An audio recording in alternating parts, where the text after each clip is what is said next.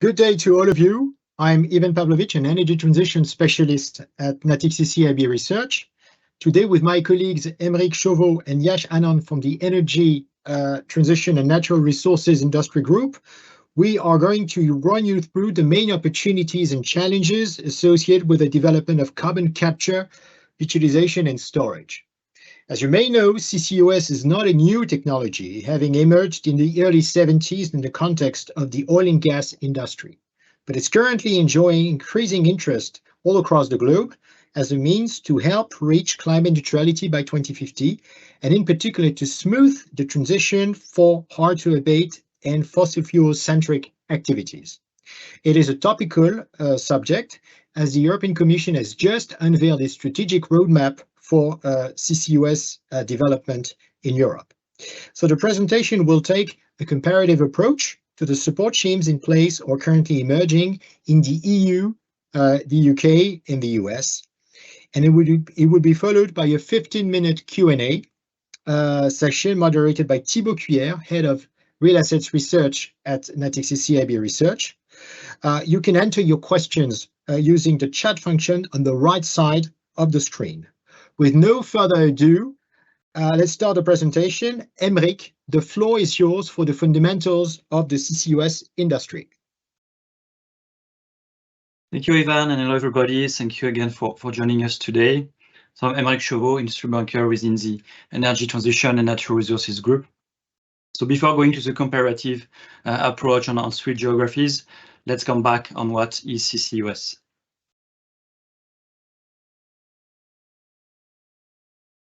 So CCUS, which is carbon capture, utilization and storage, is a nascent and fast-growing industry.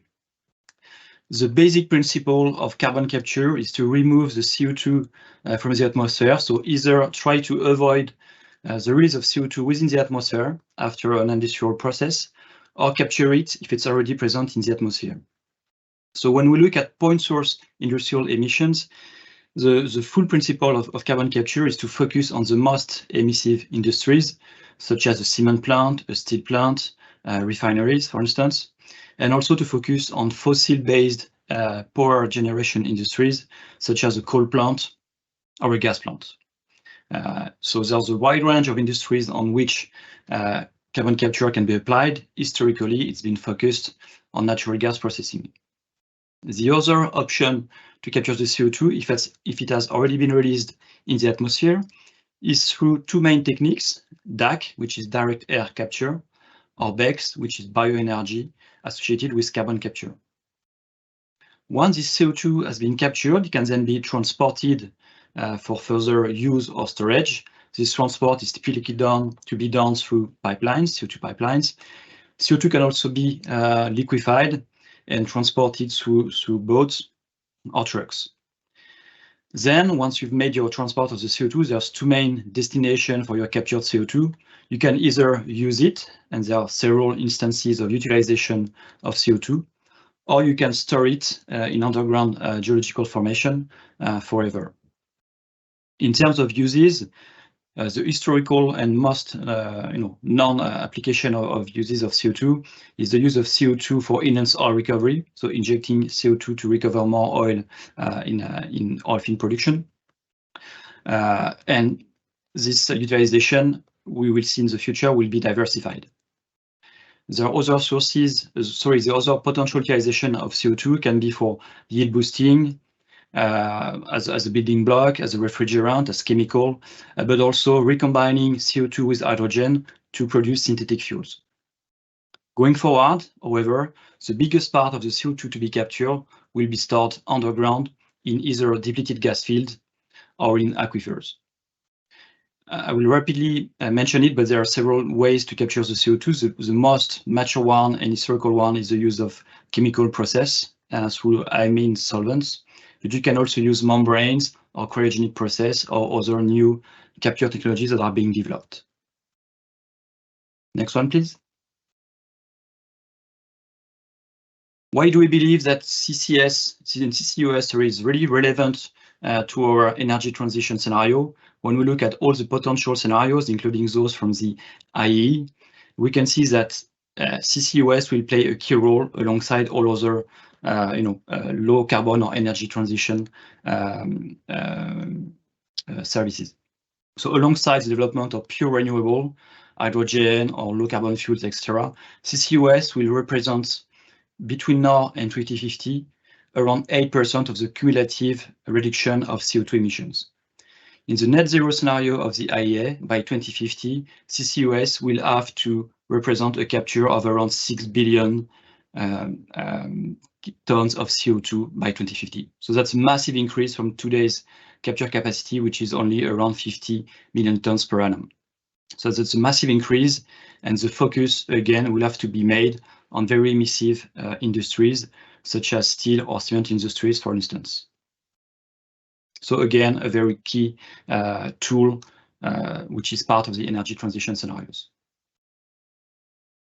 Next, please. CCUS is really a transitioning tool we've seen alongside other potential low energy equipments.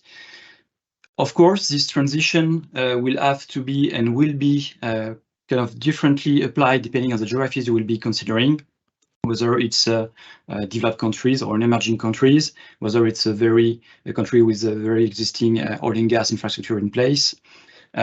We're also talking about a just transition, so the same effort and the same technologies will not have to be applied in the same way everywhere.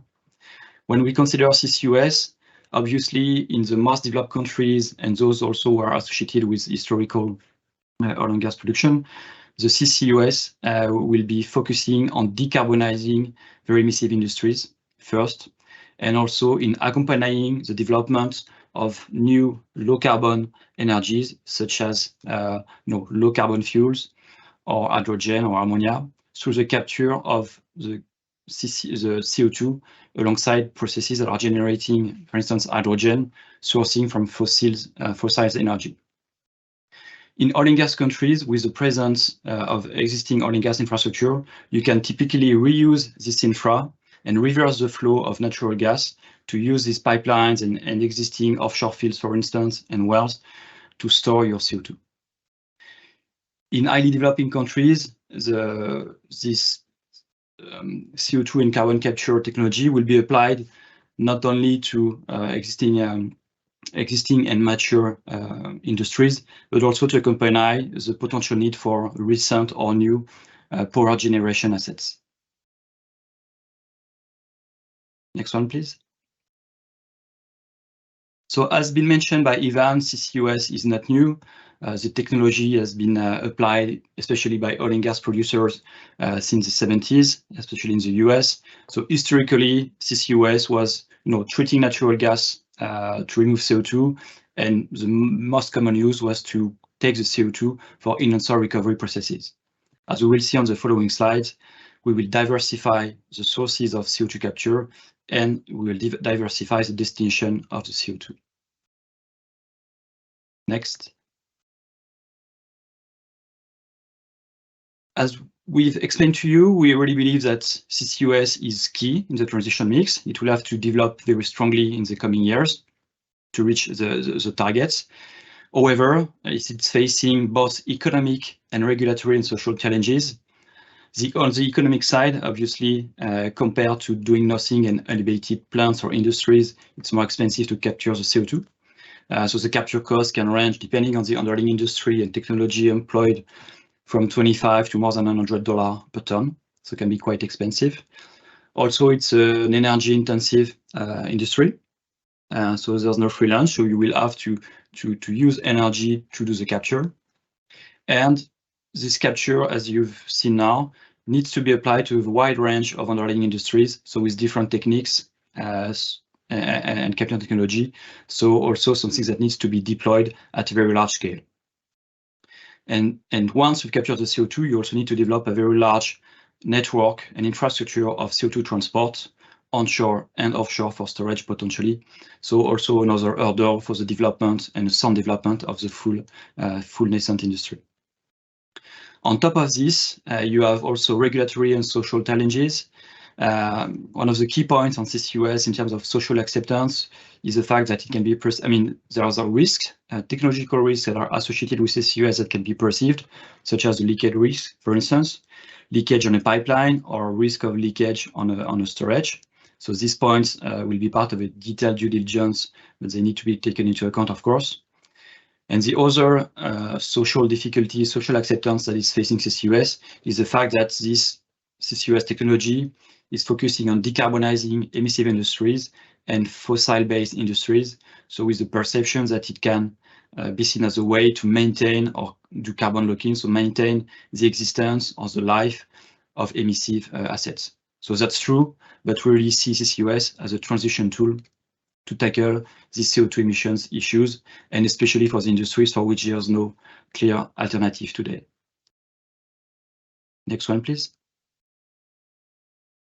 We will come back in detail on the 3 main geographies today with a focus on comparative approach, but just to mention that the CCUS topic is being discussed worldwide on many geographies, and the issue is being tackled with either carbon tax on a stick part or more on a carrot part with subvention or help from the government. We will come back to that.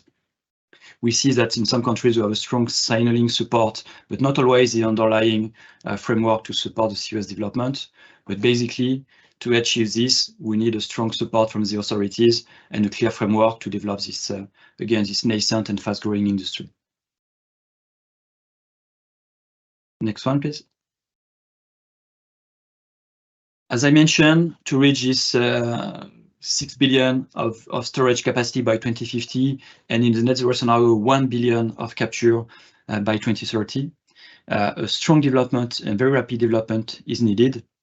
And we've really seen over the past 2-3 years a strong acceleration in the development of this industry. From 2010 to 2020, the growth has been limited, even a bit slowing down, but really sees that the momentum has shifted and that things are happening, projects taking FID, regulatory environment being built, we'll come back to it, and so rapid growth.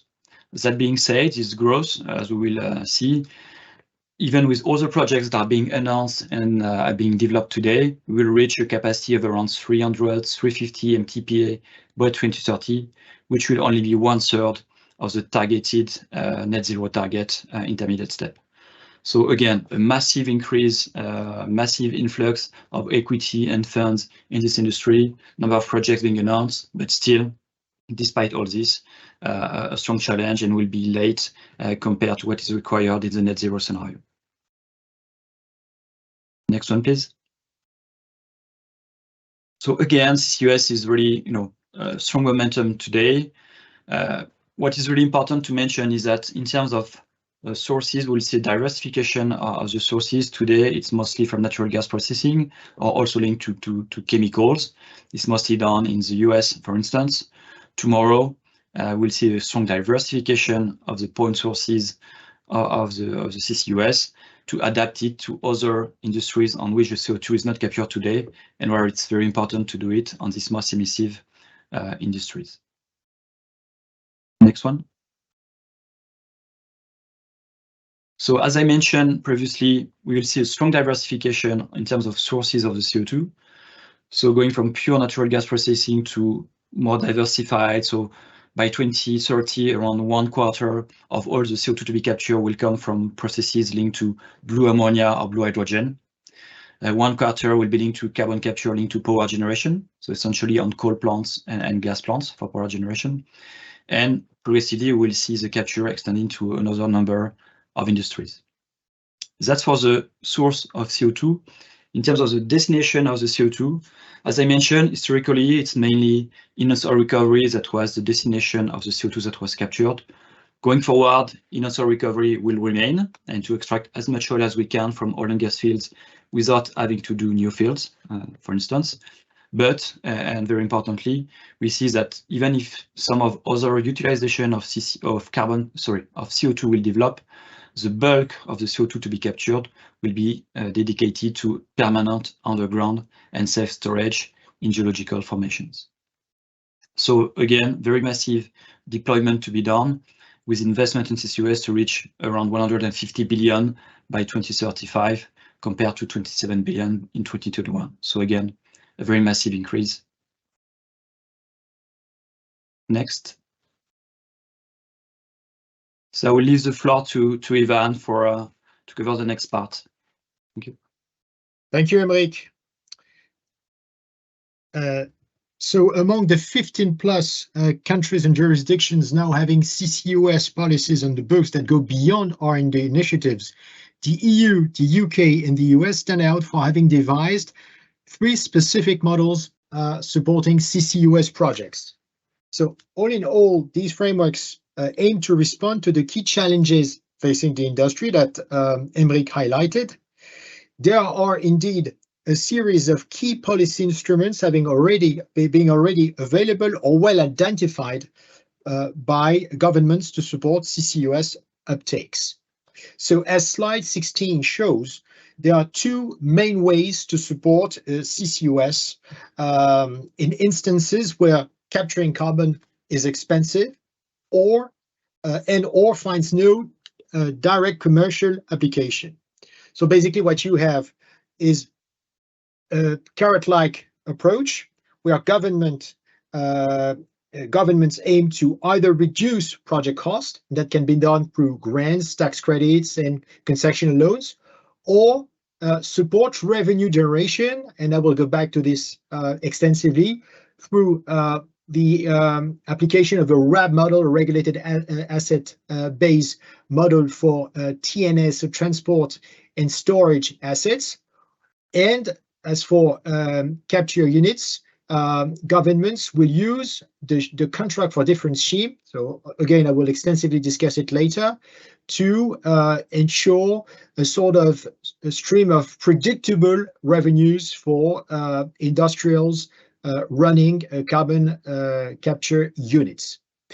The other side of the policy measures could be through penalties-based mechanisms, and here again, what we are talking about is about carbon pricing. That is, in a sense, putting a price tag on the value of carbon either emitted or saved, which can be done by deploying carbon units. And we have 2 main mechanisms that can be implemented, either a carbon tax or an ETS, so an emission trading scheme, where actually carbon allowances are made tradable, and are tradable as part of a ceiling in the volume of allowed CO2 emissions.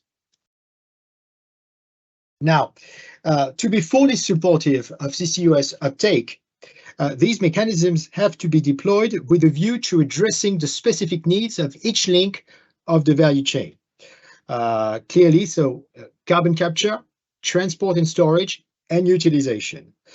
And a key point to mention here is that these challenges are intertwined, because carbon capture cannot take off without sufficient transport and storage capacity, whilst transport and storage cost will remain high without wide enough diffusion of carbon processes allowing for cost mutualization. So now looking specifically at the challenges confronting the CCUS value chain, one sees that for carbon capture units, support mechanisms can rely on a mix of penalty-based approach and incentive-based approach, revolving around, as I said, for penalty-based approach, carbon pricing. And when it comes to incentive-based approach, they can rely on a set of cost reduction, support revenue generation, and also strategic signaling. As part of the revenue support model, I think there's one element to highlight at this stage of the presentation. This is the CCFD model. This is a model that we'll analyze again and again in the course of this presentation. And in a sense, it's a very powerful tool leveraging the existence of an ETS, an emissions trading scheme, and in a sense, CCFD, so carbon contract for differences, aim to bridge the cost gap for an industrial between capturing carbon and having to pay for carbon allowances in an ETS when emissions remain unabated. I mentioned the strategic signaling approach, which is quite interesting because it supports the utilization of captured carbon through the introduction of sectoral regulations. So, for instance, incentivizing the development of e-fuels for maritime and air transport. And this approach has been extensively followed thus far in the EU to support carbon capture. And I will get back to this later. As for TNS assets, progress towards a regulated model is really instrumental in supporting diffusion of CCUS. And this model can have two complementary components. The very first one is the introduction of a regulated asset-based model, allowing for cost recovery for owners and operators of TNS assets. In a sense, this RAB model replicates the framework that is in place to support the development and operation of regulated gas and electricity networks across the globe. So this is the first component. The second component is third-party access, which is, as we saw, instrumental in ensuring cost mutualization and ultimately reduced TNS fees for all capture sources. Alternatively, as in the case of the US, cost reduction measures can take the form of tax credits and grants to support the deployment or repurposing of existing assets. And these assets are run as part of bilateral contracts between source activities and TNS owners and operators. Now, turning to the EU, I think the very first thing to mention about the framework in place here is the tangle of support mechanisms at EU level as well as member states level. So generally, support mechanisms at both levels can be cumulative along the value chain, save for the ETS, so the emission trading scheme, which is one of the key policy measures supporting the deployment of carbon units, which is really an EU-wide instrument. So the EU framework is a fairly complex one with multiple layers with various degrees of maturation. And this is, by the way, a key challenges that the European Commission plans to address in the coming months and years through the freshly released strategic roadmap for CCUS I mentioned earlier. So EU's support mechanisms are mainly threefold: carbon pricing, funding, and TNS asset regulation. As for carbon pricing, this is clearly the most advanced mechanism, especially after the reforms to the EU ETS taken through the Fit for 55 climate package.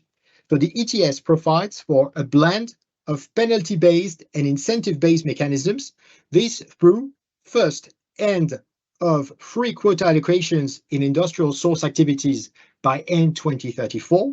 Second, introduction of a carbon border adjustment mechanism, the so-called CBAM, which aims to replicate the carbon constraint for non-EU producers of industrial goods.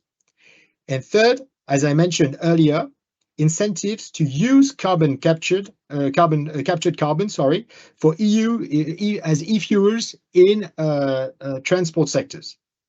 As for funding, as I said, one sees the potential combinations of grants and CCFDs, the latter being probably the most instrumental measure in supporting CCUS uptake.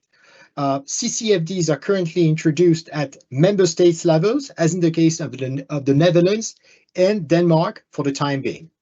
And finally, TS asset regulation is clearly lagging behind, consisting of a very light regulatory framework and policy targets as part of the Net Zero Industrial Act that was issued in 2023.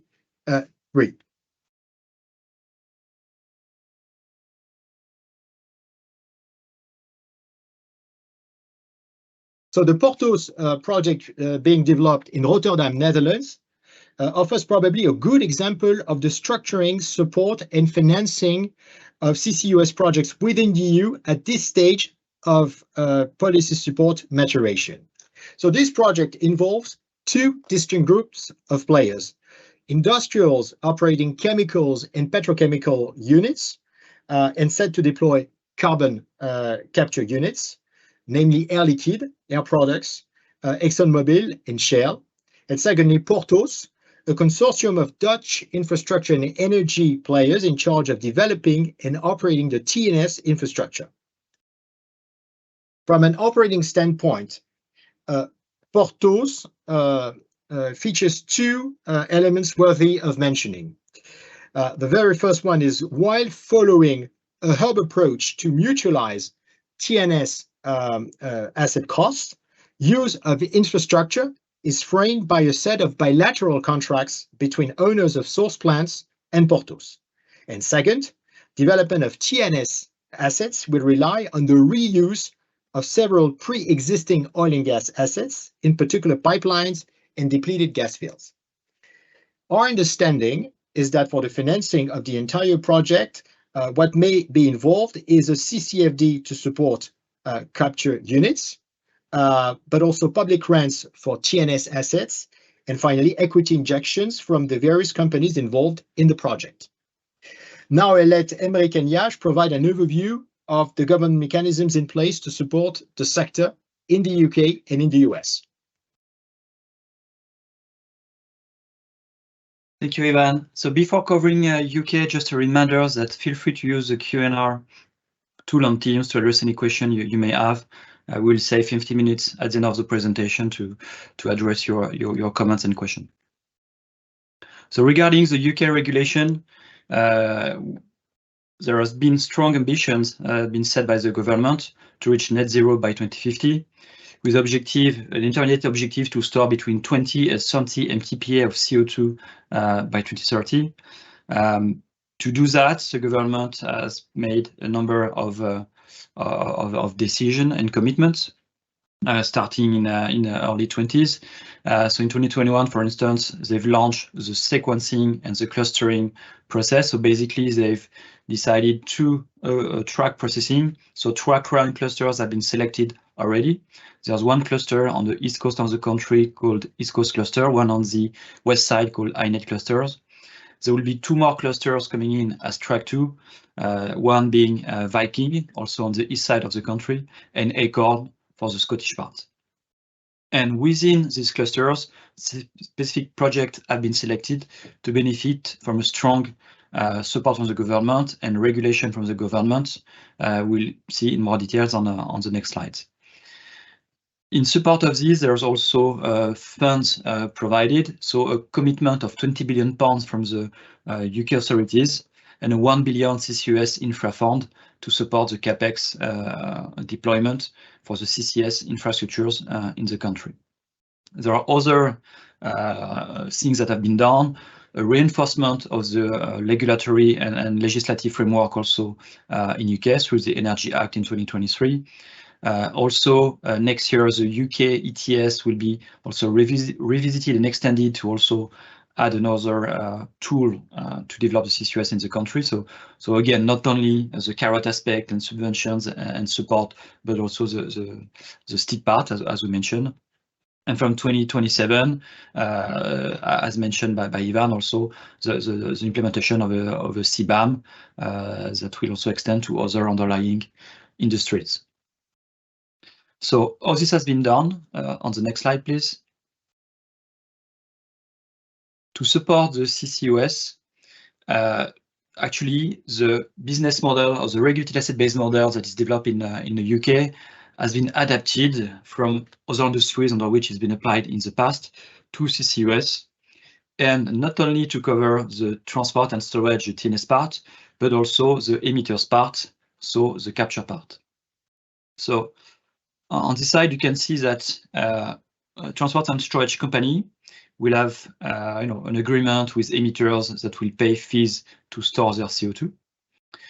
The government support will be made at different levels. First, on the TNS company side, under the form of a regulated asset-based package. We'll give more details on the following slides, but basically a support that will cover and ensure that the revenues of the TNS company will be secured on the longer term.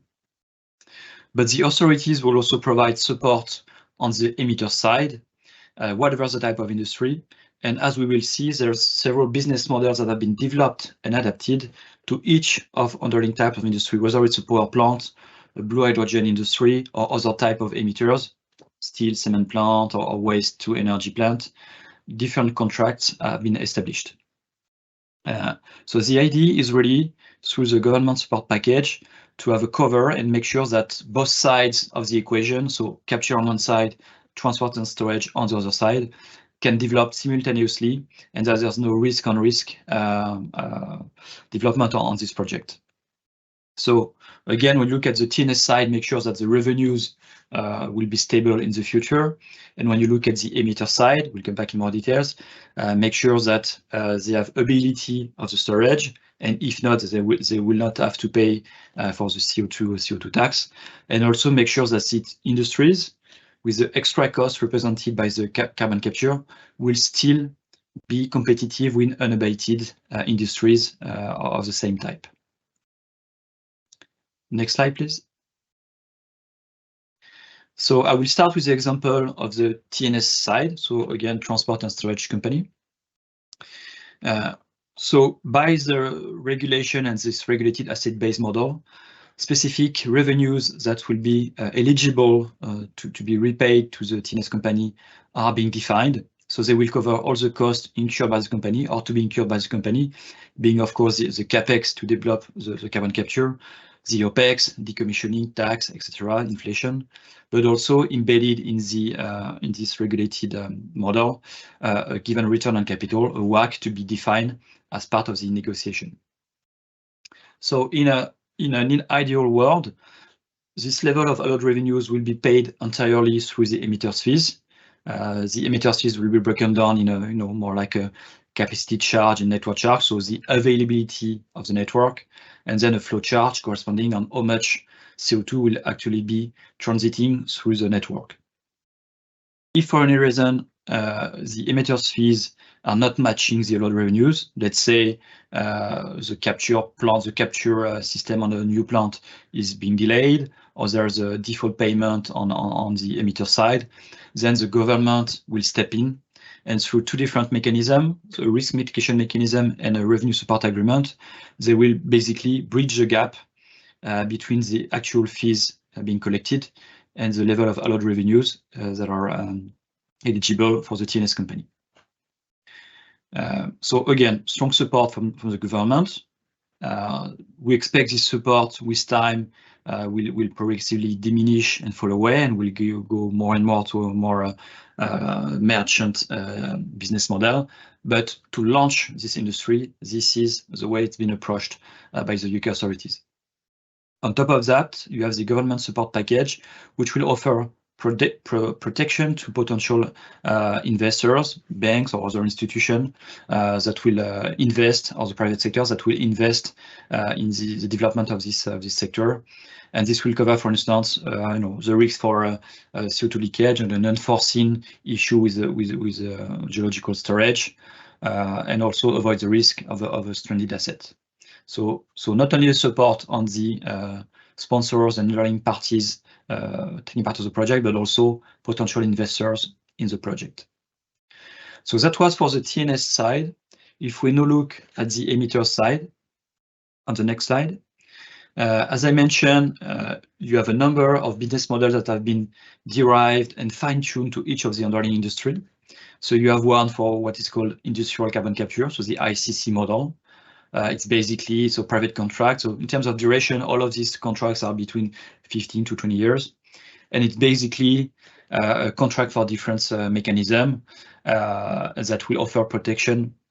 That will pay the emitters for the difference, for the additional cost between the cost to pay for CO2 emission and the cost to deploy it and capture the CO2. And also protection, as we mentioned earlier, in terms of non-availability, for instance, of the TNS company in case of outages or legal changes. So make sure that in any case, if a company is investing in the capture, this company will be sure that there will be a storage available and an available framework.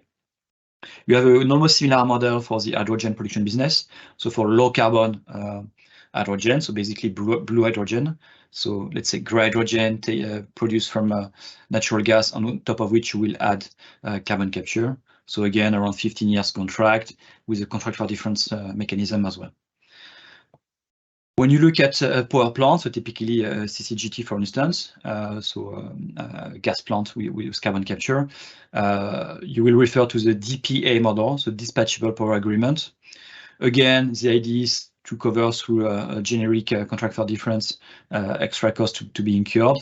And most of the revenues will be linked to the fact to demonstrate the ability of the plant. So the principle of this kind of plant is to make sure that you ensure the stability of the grid and to bridge the gap and variations from the renewable part in the mix in the grid. So again, support from the authorities and also make sure that the fees will be paid for the TNS company.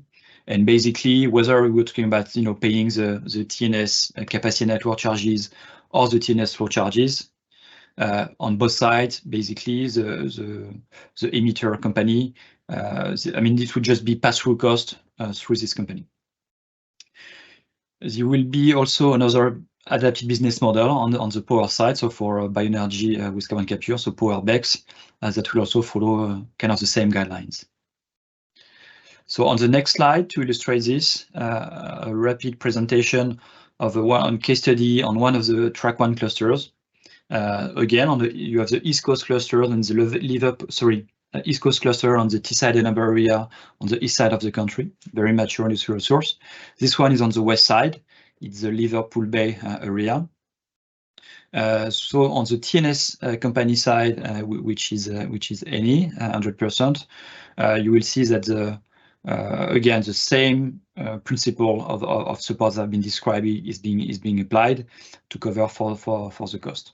So this project actually consists in the deployment of carbon capture offshore in the Liverpool Bay area. The key difference with the East Coast cluster is that on this side of the country, this part of TNS will reuse most of the existing infra. So the offshore pipeline, some of the platform, the wells will be sidetracked. So in terms of CapEx intensity and in terms of ability to develop rapidly the storage part, of course, an advantage compared to the East Coast cluster, which will develop its own and brand new pipeline and offshore storage part. So strong support on the TNS company side. And when we look at the various emitters on the next slide, you will see that within this cluster, so you have the TNS company, and you have 5 emitters that have been selected as part of the track 1 process. So there will be more, there could be more in the future, but this one being selected in this process means that you can take part to the negotiation on finalizing the business model and discussion with the authorities. So one of the first projects to connect to the HyNet TNS project will be Vertex Hydrogen, which is Blue Hydrogen company. There will be after that a cement plant and also 2 energy from waste plants. So all these companies are discussing today, probably taking FID before the end of 2024 with a COD end of 2027 or early 2028. Again, all these companies will benefit from an underlying business model that will be adapted to the way these industries are functioning. So thank you, and I think now we'll leave the floor to Yash to cover the US. Thanks, Emmerich. Good afternoon, good morning, as the case might be. Yvonne, can we go to the next slide, please? Perfect, thank you. So we have heard a fair bit about the stick and the Byzantine complexity of RAB models, but the next 10 minutes are largely going to be about the carrot, as US has taken a notable departure from the approach employed by EU and to a certain extent UK, and instead has largely relied on an open access program of incentives and grants to spur the development of carbon removal and capture projects. The most notable incentive, and the one often cited, is a so-called 45Q tax credit. The credit has of course existed for decades, but under the recently passed Inflation Reduction Act, its economic quantum was increased by well over 70%. This has made CCUS an economically profitable exercise for a wide range of sectors, including some, like power generation, that are considered hard to abate. I would also note that the credit is readily accessible for projects which can show compliance with IRS's stated guidelines and have the requisite regulatory permits. The other incentives, which are actually much less cited, were codified under the Bipartisan Infrastructure Act and operate as a system of grants, loans, and hub creation programs to help early-stage CCUS projects. And as we will see later in the presentation, this particular aspect is actually slated to have an even bigger impact than 45Q on the eventual development of CCUS. I would add, however, that it's not quite all subsidies and sunshine here. There is a hint of the proverbial stick in EPA's proposed rulemaking, which was released late last year. Under those proposals, coal units that remain in operation in 2040 must begin capturing 90% of their carbon by 2030. The EPA proposal also targets a portion of the existing natural gas fleet, requiring plants that are at least 300 megawatts in capacity and run at least 50% of the time to use either CCUS to capture 90% of the carbon by 2035 or use low carbon hydrogen to reduce emissions by 2038. It's pretty clear directives should that proposed rulemaking eventually become law. The combination of these proposed rules, along with the generous tax credits and incentives on offer, have led power generation projects to the forefront of CCUS project queues. Ivan, actually, can we go back to the previous slide? Thank you. It'd be remiss of me not to point out some of the inherent challenges and roadblocks holding back an even faster expansion of the CCUS sector in the US.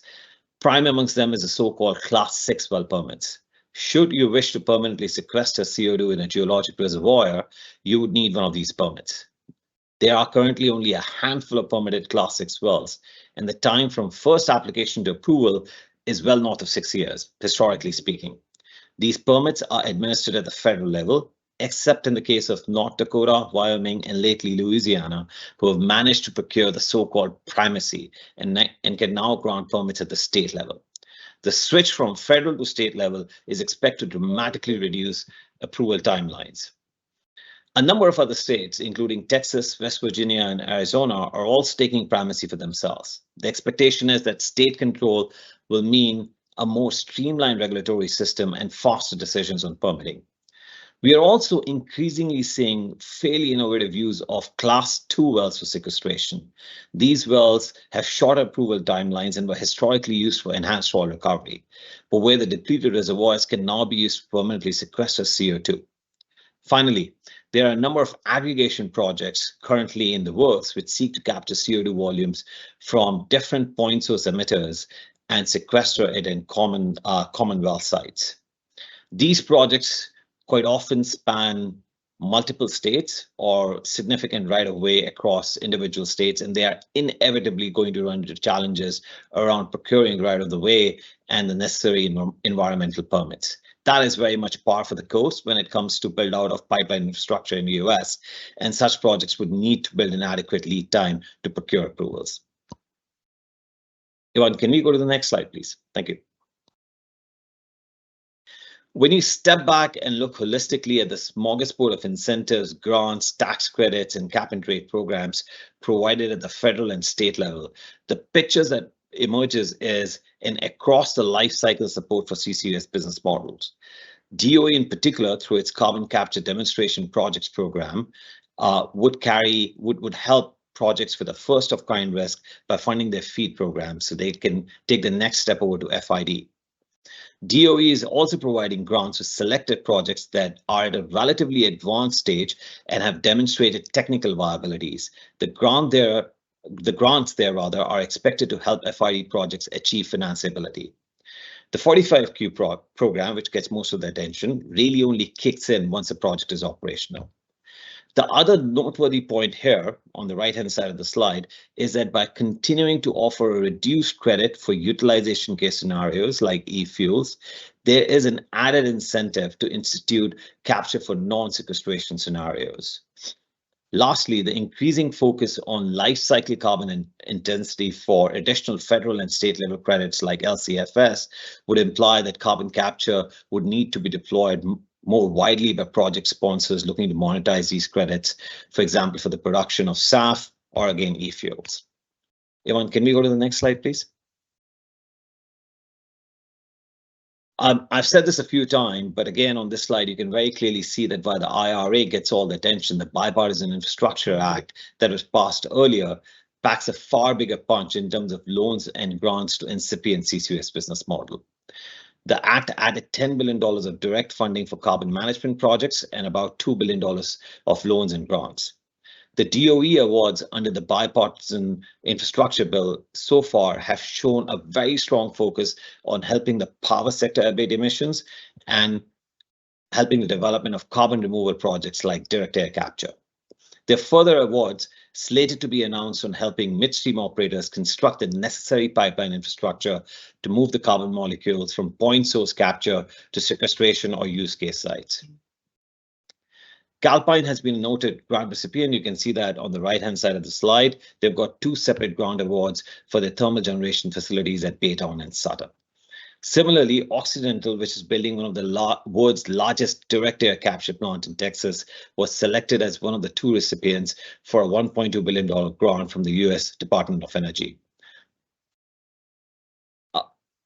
As you can see on the left-hand side of the page, for firms paying prevailing wage, the 45Q tax credit for DAC can reach up to $180 per ton. Occidental has at times indicated that with those incentives, they could well see themselves building a constellation of such DAC facilities across continental United States. Can we go to the next slide, Ivan? Recent M&A activity shows increasing transactional momentum around the CCUS theme. Exxon's purchase of Denbury, BlackRock's investment in Occidental's direct air capture project, and Oxy's purchase of Carbon Engineering were the notable trades for last year. The transactions so far concluded in this space are very disparate. We have venture capital type acquisition of tech platforms, sponsor equity commitments to large sponsor equity commitments to large carbon aggregation projects like Summit, ONG independents like Talos taking out an early position in advantageously located pore space, and as mentioned earlier, ONG majors acquiring legacy CO2 infrastructure assets. It is a bit difficult, therefore, to surmise if the discount rate in this space is moderating and if the risk perception is improving. That being said, we can see a very clear trend of ever-increasing transactional velocity and higher equity commitments, which bodes well for eventual project development. The two other key conclusions one can derive from the slide is A, the increasing involvement of ONG firms in this space, which is not altogether surprising given their ownership of conventional reservoirs, which can be used as sequestration site, and their familiarity with the logistics of moving molecules from point source capture sites to sequestration sites. The other conclusion that you can very clearly see here is the increasing prominence of direct air capture in the transactional space, and I'll refer back to BlackRock's investment in Occidental's DAC project. DAC is still in a relatively initial stage of development, but there are some very fundamental factors that are attracting investors to this theme. Paired with subsurface CO2 sequestration, DAC offers permanence, measurability, and additionality, the three attributes that ensure long-term verifiable removal, but are difficult to prove with other carbon removal schemes. Can we go to the next slide, please, Ivan? There are multiple projects afoot across the entire value chain, from capture through logistics to eventual sequestration or utilization. That in itself is not surprising, given the range of incentive grants that I've already referenced. It is, however, somewhat pleasantly surprising that post-combustion capture, which hitherto was considered highly challenging and uneconomic, is at the forefront of announced carbon capture projects. That is not to say that projects focused on low-hanging fruit like gas processing facility or LNG trains, pre-combustion capture from LNG trains aren't going ahead, but power generation and direct air capture have seen some of the largest project announcements. Moving on to transportation highlights the derivative impact of increasing capture viability on indirectly decarbonizing hard-to-abate sectors such as aviation. So the large multi-state pipeline projects that have been announced are focused on aggregating emission from ethanol facilities and thereafter sequestering it in a common site. This is important in as much as ethanol is slated to play a key role in the growth of sustainable aviation fuel industry using the so-called alcohol to jet pathway. Enabling the production of low carbon ethanol via capture of facility emissions makes that pathway much more sustainable. Finally, we are also beginning to see the growth of so-called e-fuels industry in the US, which intends to use green hydrogen and captured emission to produce low carbon or carbon neutral fuels.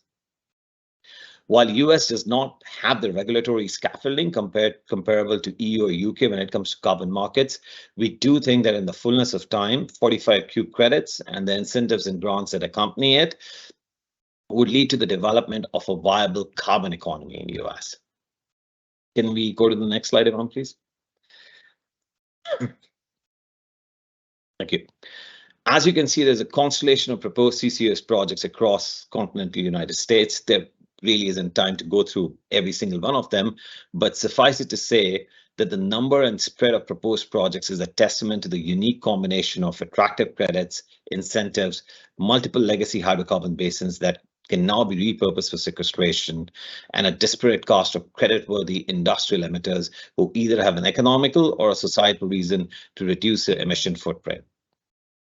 Furthermore, most of the projects here are backed by management teams with deep experience in both complex project management and infrastructure build-out. And as such, we would expect the vast majority of these projects to be eventually commissioned.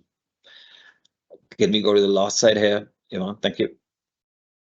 The concluding point here, the cherry on the parfait really, is that in addition to incentives and expertise, there's a significant amount of legacy midstream infrastructure that we would expect to be repurposed for CCUS in the fullness of time. That concludes the US section. Ivan, back to you. Thank you, Yash. Thank you, Emric, for the light you shed on the US and UK frameworks. I'm afraid we're running short of time, so I'll be very quick on the concluding parts. Just to mention that if we try to draw some conclusions on the type of policy frameworks underlying the recent regulatory developments in the UK, US, and the EU, where we clearly see that whilst the EU approach sticks to a sort of stick-like mechanism mainly based on carbon pricing, particularly with the strengthening of the ETS on the way, we see that, as Yash mentioned, the US approach is mostly based on carrot-like mechanisms, in particular tax credits.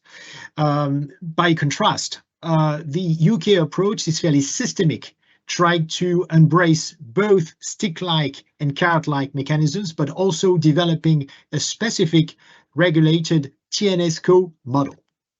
Now, when it comes to bankability and the various frameworks' ability to tackle the specific risks and challenges facing CCUS projects, well, it suffices to say that the UK is probably most advanced, thanks to its systemic approach to all the challenges facing the value chain,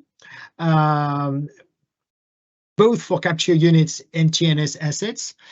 For the US, I would say the framework benefits from its simplicity, particularly through the tax credit mechanism that is a source of key revenue predictability for those large oil and gas companies developing carbon capture units, but also the system or the framework benefits from the existence of an already large asset base for transport and storage due to legacy oil and gas activities. And for the EU, clearly, the framework is lagging behind its UK and US peers. But as I said earlier, through this strategic roadmap for the CCUS sector, the European Commission is really willing to tackle the key challenges facing the industry, in particular, the lack of a clear EU-wide framework for the development of TNS assets. So we're now done, and we have a few minutes left for some questions and answers. Thank you very much. Yeah, so thanks a lot, Emric, Yash, and Ivan, for that very clear presentation about CCUS. I think we got a much better understanding now about what is CCUS and the disparities of projects through the whole value chain first. Second, as you mentioned, how and why CCUS technologies are now being diffused in many sectors of the economy, and not only in the oil and gas industry.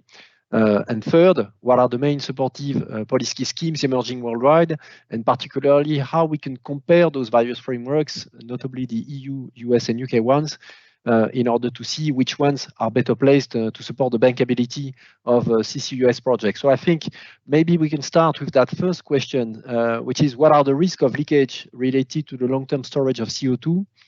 Given that this topic is often mentioned as the downside of CCUS, and I think, Emric, you're probably the best place to answer that first question. Yeah, thank you. So indeed, yeah, it's a question that is often raised on the storage part. So I think we are quite comfortable on that aspect. As I mentioned, the typical storage will be done in either depleted gas field or aquifers. So in depleted gas fields, usually we'll have a very strong knowledge of the type of geology that is present. The sealing layer at the top of the reservoir is the one that's been contained, on the fossil fuels for millions of years before. So again, a good understanding of this. Also, what will be important is the monitoring that will be done on these assets. So for instance, on legacy fields, you can keep some of the existing wells just for monitoring purposes. So good view on this.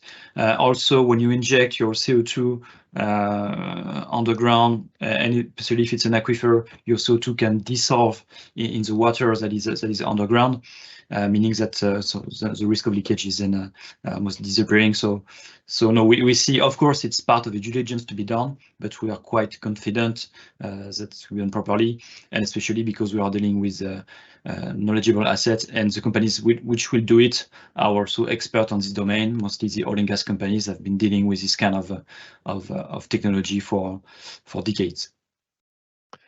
Yeah, thanks a lot. Yeah, yes. I think I will only add here is that, as I referenced in my remarks, the Class 6 well permitting process in US for sequestering CO2 is by far one of the most stringent processes that is run by EPA. And I think our conversation with project sponsors has indicated a very, very high level of diligence on making sure that the plume stays contained and there is no risk of leakage. So I think part of managing a risk is recognizing that there is a risk and putting boundary conditions around it, which is being done. And I'll also add, from a financeability perspective, there are a lot of products being developed around ensuring that the CO2 stays contained, which is something that will eventually be needed as these projects approach the banking market and the wider investor universe. Yeah, thanks, Yash and Emric. That's very helpful. And I think, Yash, that the next question is probably for you, by the way.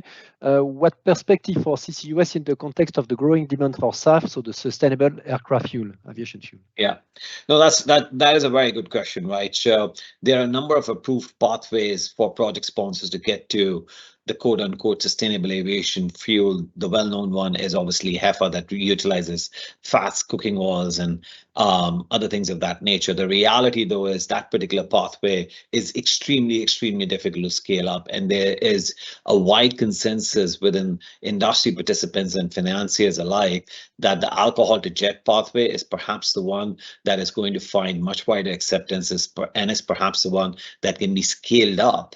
I mean, if you look at it, we currently produce about 1% of the global SAF demand. So demand's 100 units, supply is 1 unit. So we need to scale up supply, and alcohol to jet can get us there, particularly ethanol. The reality, though, is were you to use ethanol as it is produced right now, where it has considerable emission footprint to produce SAF, it's not really going to work from a life cycle emission perspective. The only way for it to work from a life cycle emission perspective is if those ethanol facilities themselves were decarbonized and had capture units attached to the facility to ensure that the emissions were sequestered. And that's where I think CCUS can play a very vital role in making sure that there is a sustainable, scalable pathway to eventually satisfy the ever-increasing SAF demand. If I can add something, if you look at the EU regulatory framework, you see that through Refuel EU, the proportion of SAF that is required in kerosene sourcing for EU airline companies grows from 6% in 2030 to 20% in 2035. So it's a huge step for those companies to prepare for, and clearly a key driver for SAF growth and use of captured carbon for e-fuels. Yeah, thanks a lot, Ivan, for those elements, and thanks, Yash, also. So I guess the next question is probably for you, Emric. It's on the UK market after your presentation there. Given the government support that includes the variable payment, does it mean that they would cover the merchant risk angle? Yeah, okay. So the variable payment was really referring to the variable part in terms of the emitters fees to be paid to the TNS company. So basically, as a how much CO2 you will actually inject into the pipeline, for instance. But it's true that the CFD mechanism, whatever is in the industry, as I said, will make sure that the industry will be competitive compared to an unabated comparative industry. So meaning that, for instance, if you look at blue hydrogen plant, there will be a mechanism looking at a strike price and how much you will pay for the natural gas as an entry to the plant. On the power plant side, we'll look at the final price of electricity that will be to remain competitive. So yeah, I mean the short answer is yes. All mechanisms will be to ensure that you will have visibility in terms of cost to be paid by the emitters and revenues to be collected by the TNS company. That's the full principle of this regulatory framework. Okay, thanks, Emric. Very clear. I think another question is, where would you expect actually the first debt transaction on CCUS to be done? I can start on this one because I guess it's going to be, I guess it's probably be the UK through the track run processes. I mean, the projects have already been selected, reaching out to market for project finance. So that's where we'll see the first project coming in the first and second quarter of this year, probably with financial close before the end of the year. So that's really thanks to this framework where we see the projects really becoming bankable today, which is the topic of the presentation. And then I will let the floor to Yash, but the next geographies that will be the US. So the permitting issues, classical, etc., mentioned by Yash are making that we're expecting the US to come first, but maybe it will come in second, but shortly behind. And then, of course, as mentioned initially, many other geographies are deploying frameworks for CCUS. So we'll see a wider development. But the short answer again is UK to start with. Yeah, no, I'm almost loath to jinx it by putting out a date there. But look, the reality is you got to go slow to go fast. And Emric's right, there was an expectation that the first transaction, the first couple of FIDs would have already happened. The regulatory scaffolding is still being built. As we talked about Class 6 well permits, Louisiana has primacy now. I think that's going to be a big game changer because there are a number of historical oil and gas basins out there that can be repurposed for sequestration, and people have been building a variety of hub projects with an eventual eye towards Louisiana getting primacy. That has happened now. There are a couple of projects in the Midwest where people are working in states that already have primacy and they've got investment grade counterparty. So we would fully expect to start diligencing a number of projects in the second half of this year. Whether the debt financing concludes this year or not is a bit hard to say. I would like to take a more 12 to 18 month time frame during which we do expect a number of these projects to reach financial close. Okay, great. Thanks, Emric and Yash, for those answers. I think we got a final question before we leave that section. It's about how do you have a rough estimate of the share of carbon storage versus utilization in volumes of CO2 based on projects being developed? So if it's on project to be. If it's on project already being developed today, I think the storage is almost zero. There is one example, which is a Sleipner field in Norway. So it's Equinor injecting CO2 in this cell since 1996, something like that. So we have a track record on this. We have example of this, but it's I mean, storage as of today is very negligible. Going forward, as I mentioned, it will be the opposite, which is the storage really developing strongly. So by 2030, let's say we have around 300 MTPA of storage capacity by that point in time expected. Probably storage will be like 200, 220 MTPA. EOR purposes, initial recovery will be maybe 60. And then the rest or even less will be for utilization. So utilization will be very low. Then depends, I mean, EOR is usually considered as utilization. The thing is that in reality, when you do initial recovery, you inject CO2, but the bulk of the CO2 remains underground, like storage. But that being said, it's still considered as a utilization. And so for the other utilization except EOR, it's going to be a very small percentage of the CO2 to be captured.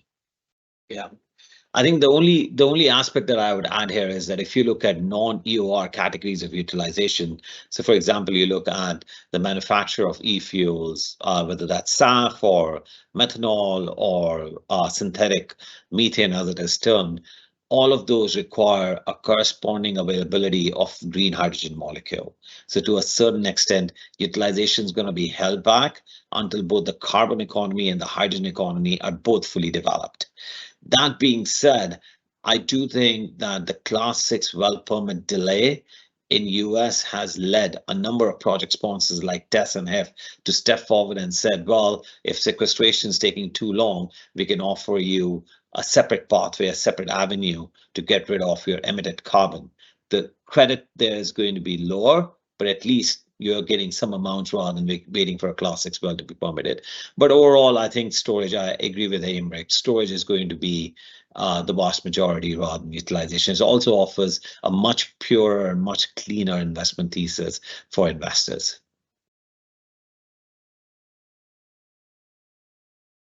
Okay, great. Thanks, Aymeric and Yash, for your answers. And I think we can probably close that session today. So again, thanks, Ivan, Aymeric and Yash, for that very clear presentation about CCUS.